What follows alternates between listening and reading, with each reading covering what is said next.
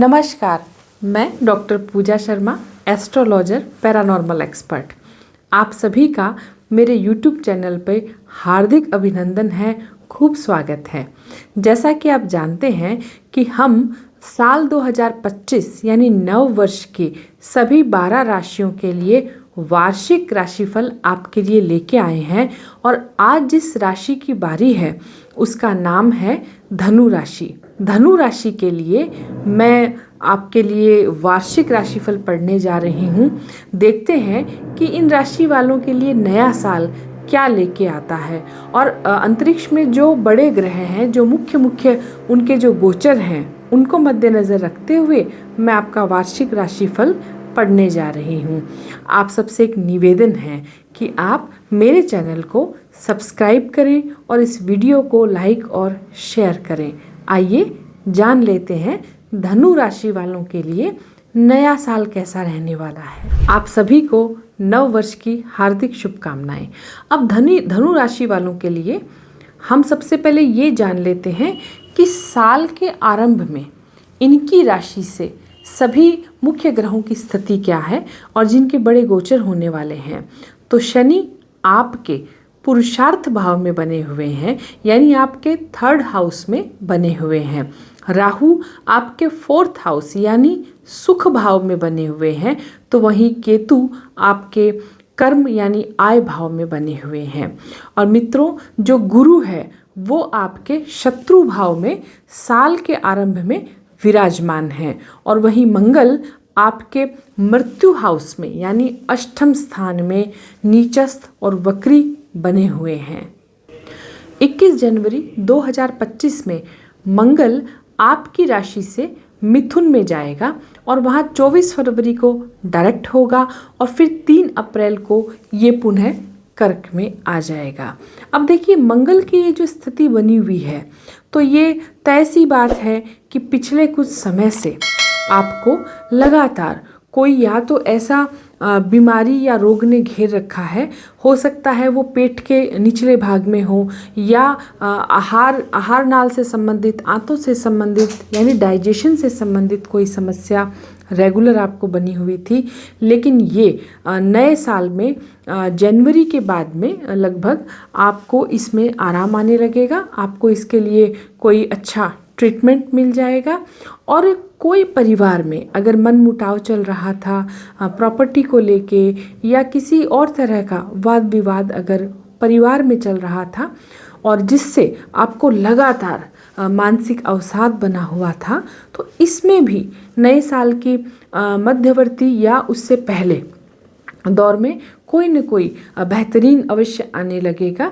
हो सकता है कि ये जो आपका प्रॉपर्टी संबंधित कोई झगड़ा या विवाद, इसका सुलटाव हो जाएगा।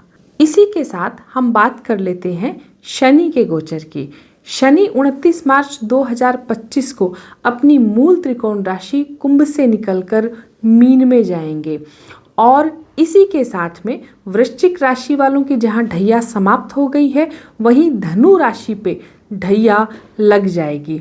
लेकिन मित्रों, आपको चिंतित होने की आवश्यकता नहीं है, क्योंकि अगर समस्या है तो उसका इलाज भी तो होता है और शनि किसी न किसी राशि पे तो ढैया लगा के ही चलेंगे या 7.5 लगा के ही चलेंगे।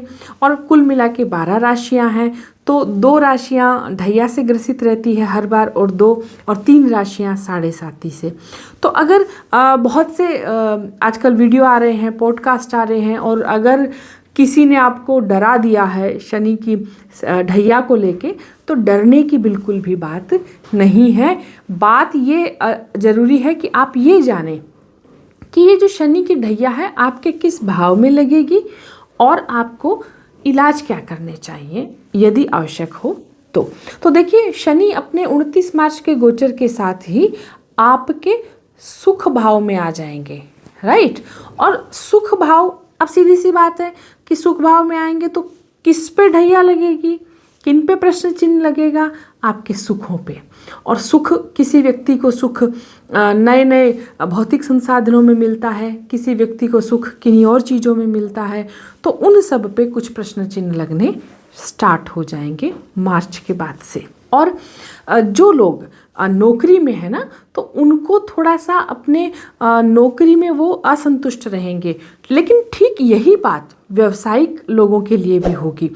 अचानक से मार्च के बाद उनको ये लगने लगेगा कि क्या हमें नौकरी से व्यवसाय में आना चाहिए, और व्यवसायियों को लगेगा कि क्या हम हमारा चलता काम बंद करके कुछ और करने का सोचें।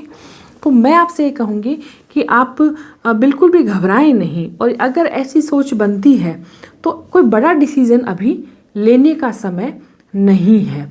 इसलिए आपको थोड़ा सा यहाँ पे वेट करना है। हो सकता है कि कोई आपका प्रोजेक्ट था कि आप कोई भूमि खरीदते, वाहन खरीदते, या इस साल मकान ले लेते, तो उन सब में मैं कहूँगी थोड़ा सा बहुत ही मतलब वो चीज़ें डिले होने लगेगी, या तो बनेगी और फिर बन के बिगड़ेंगी। तो अच्छा है कि अगर आप ऐसा कुछ खरीदना चाह रहे हैं, मकान, वाहन, दुकान, तो पहले तो उसके कागज़ अच्छे से जांच लें, डॉक्यूमेंट अच्छे से देख लें, सामने वाली पार्टी से जिससे आप खरीद रहे हैं या जिसको आप बेच रहे हैं, है ना, ये सब जांच पड़ताल करके ही करना है। और मैं तो कहूँगी अगर थोड़ा सा आप अपनी तरफ से ही इसको डिले कर दें तो ज़्यादा अच्छा होगा, करीबन मई 2025 तक। यदि धनु राशि वालों की माताजी का स्वास्थ्य नरम चल रहा था, तो उन्हें उनके स्वास्थ्य की यहाँ पे बहुत अधिक ध्यान रखने की आवश्यकता रहेगी। अब हम देखते हैं कि जो गुरु महाराज हैं उनका गोचर क्या लेके आता है आपके लिए। तो साल की शुरुआत में गुरु जो है वो आपके 6th हाउस में बने हुए हैं। अभी जो छठा घर है ये रोग, ऋण, शत्रु का है। ठीक है, इस तरह की अचानक जो समस्याएं आ जाती है, आपके खिलाफ षड्यंत्र होने लगते हैं, तो छठे भाव में गुरु यहाँ बनकर उन सब षड्यंत्रों का समूल नाश करने की कोशिश कर रहे हैं। लेकिन होता क्या है मित्रों, गुरु बहुत अच्छा करते हैं, सबकी ही लाइफ में अच्छा करते हैं, लेकिन जब वो ऐसे किसी हाउस में फंस जाते हैं तो उनकी सारी एनर्जी आपके कष्टों को काटने में चली जाती है, और वो आपके लिए बहुत बेहतर करते वो यहाँ फंस कर नहीं पाते हैं। लेकिन डेफिनेटली आपके शत्रु साल की शुरुआत तक आते आते परास्त हो जाएंगे। और अगर आपने कोई लोन ले रखा है, कोई कर्जा ले रखा है, तो उसके भी कुछ रास्ते खुलने लगेंगे। और देखिएगा मई तक आते आते 2025 तक आते आते, जो कि गुरु का गोचर होगा 14 मई 2025 को, यहाँ तक काले बादल छटने लगेंगे। 14 मई 2025 का जो गुरु का राशि परिवर्तन है वो वृषभ से मिथुन में होगा, और यहाँ से देखिए आपके ये 7वें घर में प्रवेश कर जाएंगे गुरु महाराज। ठीक है, तो इसी के साथ ही बारी है जो लोग बहुत इंतज़ार कर रहे थे अपने प्रेम प्रसंग को, अपने प्यार को शादी में कन्वर्ट करने की, तो उनके लिए बहुत अच्छी खुशखबरी है। आप लव मैरिज आसानी से कर पाएंगे, जो रुकावटें आ रही थी वो अब ख़त्म होंगी। पूरा जो परिवार है, परिवार के सदस्य हैं, वो खुद आगे बढ़कर आपकी मनचाही शादी करवाएंगे। दूसरा, और जो व्यक्ति शादी के लायक हैं और अरेंज मैरिज उनकी होने को है, तो वो भी इस साल हो जाएगी। और शादी का सुख भी बना हुआ है लगातार धनु राशि वालों के लिए। अब देखते हैं धन की क्या हालत है।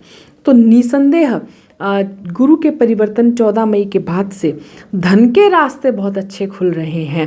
पैसा ही पैसा है, चांदी ही चांदी है। तो कोई ऐसा आशान्वित जो आपको लग रहा था कि यहाँ से मेरे पास पैसा आ सकता है, या मेरा पेमेंट यहाँ से आ सकता है, या हो सकता है कोई पुराना अटका हुआ पैसा भी आपके पास लौट के आएगा। और देखिएगा व्यक्तित्व में तो यहाँ से निसंदेह गुरु आपके बहुत निखार ले आएंगे। और जो साल के शुरुआत में परिवार का सुख में कमी थी ना, यहाँ से आपको पूरा परिवार का सुख भी मिलेगा और पारिवारिक सदस्यों का सहयोग भी आपको मिलेगा। तो मैं कुल मिलाकर कहूँगी कि धनु राशि वालों के लिए मई से समय बहुत अच्छा आ रहा है। उनका प्यार, पैसा, धन, दौलत सब गुरु यहाँ देने की कोशिश करेंगे। अब हम बात कर लेते हैं एक राहु और केतु के परिवर्तन की। 18 मई को राहु मीन से कुंभ में जाएंगे और देखिएगा आपके ये सुख भाव में चल रहे हैं 4th हाउस में। तो 4th हाउस को आपका छोड़ देंगे राहु। उधर तो जो है गुरु का परिवर्तन अच्छा करने के लिए आ गया मई में 14 मई को, और इधर सुख भाव को आपका 18 मई को राहु छोड़ देगा पूर्णतया। तो इधर से केतु आपका जो आय भाव छोड़ देगा, तो देखिएगा कुछ अच्छा ही होगा, है ना। जो जहाँ से भी पैसा आने की उम्मीद थी वहाँ से आएगा। अब राहु आपके यहाँ से निकलकर यानी 4th हाउस से 3rd हाउस में जाएगा। अब देखिएगा राहु 3rd हाउस में तो जाएगा, जो कई तरीकों से अच्छा है, लेकिन देखा गया है कि अक्सर लोग लापरवाह हो जाते हैं यहाँ पे, है ना। उनके जो एफर्ट्स में कमी आने लगती है, थोड़ा आलस दिखाएंगे, तो ऐसा आपको नहीं करना है ना। आपको अपना पूरा 100% एफर्ट्स लगाने हैं। इसी के साथ ही केतु आपके धर्म भाव में आ जाएंगे, तो आपको अच्छे अच्छे लोगों से मुलाकात करवाएंगे, सज्जन लोगों से, विद्वान लोगों से, आध्यात्मिक मार्ग के लोगों से, जिससे आपका आत्मा का उत्थान भी होगा। और देखेंगे कि ये जो कुल मिला के धनु राशि वालों के लिए जो मुख्य मुख्य ग्रहों के बड़े गोचर थे, ये निसंदेह साल 2025 आपके जीवन में बहुत खुशियाँ लेके आएंगे। बस ध्यान ये रखना है मित्रों, जो ढैया का आरंभ होगा ना 29 मार्च को, तो एक मैं आपको रहस्य की बात बता देती हूँ कि देखिएगा कुंडली में जिनका शनि बहुत अच्छा है, तो उनके लिए तो शनि बहुत अच्छा भी करता है, चाहे वो ढैया के साथ हो, चाहे वो 7.5 के साथ हो। लेकिन बाई चांस अगर हॉरोस्कोप में आपका जो शनि है वो पहले से पीड़ित है, तो फिर इन लोगों को शनि के उपाय करने की आवश्यकता रहती है। तो इसमें कोई बड़ी बात नहीं है, आप थोड़ा सा समय निकाला कीजिए, पूरे दिन में से 10 मिनट का, या तो जो शनि से संबंधित है कि भाई शनिवार को खासकर आपको ध्यान होगा ना, हमारी माताएं जो हैं वो सरसों के तेल में हम सबका मुंह दिखवाती थी, ये नेल्स दिखवाती थी, इसको कहते हैं छायादान। और फिर से सरसों के तेल को जो डाकोत आते थे या शनि मंदिर के बाहर जो लोग बैठे रहते हैं, इनको इनका दान करना चाहिए। तो शनि को आप शनिवार को शनि का छाया दान करते रहिए, राइट। काला छाता हो गया, जूते चप्पल हो गए काले, उनका दान करते रहिए। और अगर शनिवार को काली गाय का आप पूजन करते हैं, तो ये भी निसंदेह शनि की पीड़ा कम करता है। और मैं तो ये कहूँगी कि जिन लोगों को ना केवल ढैया या 7.5 की बात नहीं है, नया साल आ रहा है, तो एक बार आपको अपनी कुंडली का प्रेडिक्शन करवाना चाहिए, ताकि हम पहले से ही देख लें कि भाई कोई समस्या आ रही है तो उसका ट्रीटमेंट कर लें, कुछ अच्छा होने वाला है तो अपना पूरा एफर्ट्स लगा दें। तो कुंडली अवश्य दर्शन कराना चाहिए। और यदि आप हमसे कराना चाहें तो स्क्रीन पे हमारे नंबर आ रहे हैं, इस पे आप व्हाट्सएप पे अपना मैसेज छोड़ सकते हैं और कंसल्टेंसी ले सकते हैं। इसी के साथ ही नव वर्ष की फिर से आप सभी को हार्दिक मंगल शुभकामनाएं। नमस्ते।